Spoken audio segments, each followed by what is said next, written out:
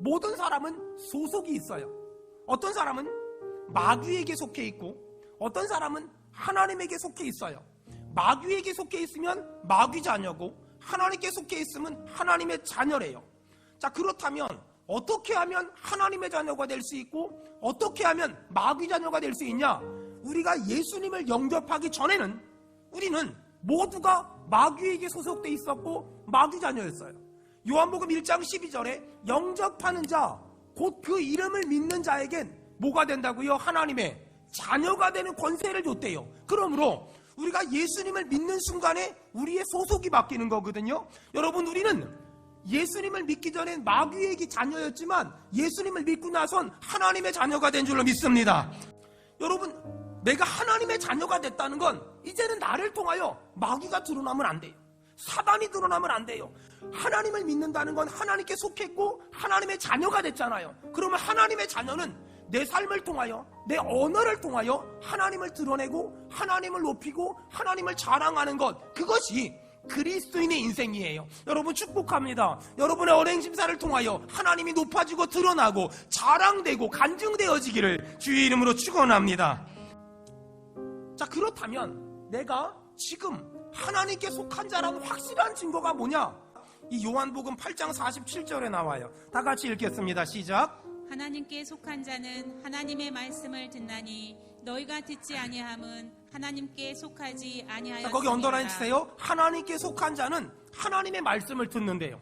자, 여러분, 하나님의 말씀을 듣고 있는 사람 아멘 합시다. 아멘. 우리가 하나님의 말씀을 듣고 있다면 우리는 어디에 속해 있다고요? 하나님께 속해 있다고요. 43절. 자, 하나님의 말씀을 듣는 사람에게 하나님이 어떤 복을 주냐? 43절 다 같이 읽겠습니다. 시작. 어찌하여 내 말을 깨닫지 못하느냐. 아멘. 언더라인 치세요. 깨닫지 못하느냐.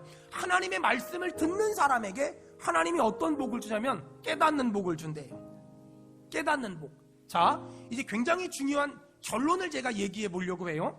여러분, 하나님을 믿는 사람들은 어떤 결정을 하거나 어떤 판단을 할 때 절대로 즉흥적으로 순간적인 감정으로 하면 안 돼요.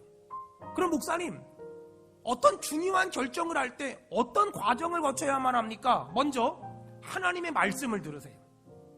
그리고 깨달음을 얻은 다음에 그 다음에 결정하고 그 다음에 판단하고 그 다음에 행동해야 돼요. 성경은 깨달음을 얻는 방법을 아주 간단하게 말해요. 하나님 말씀을 읽고 하나님 말씀을 들으면 그러면 깨달음을 얻을 수 있다고 이야기해요.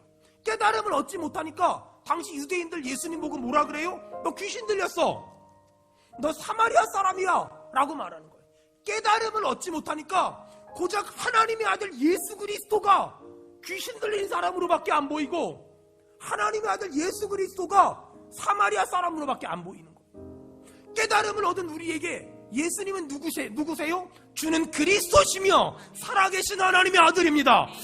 깨달음을 얻은 사람에게는 이렇게 보이잖아요.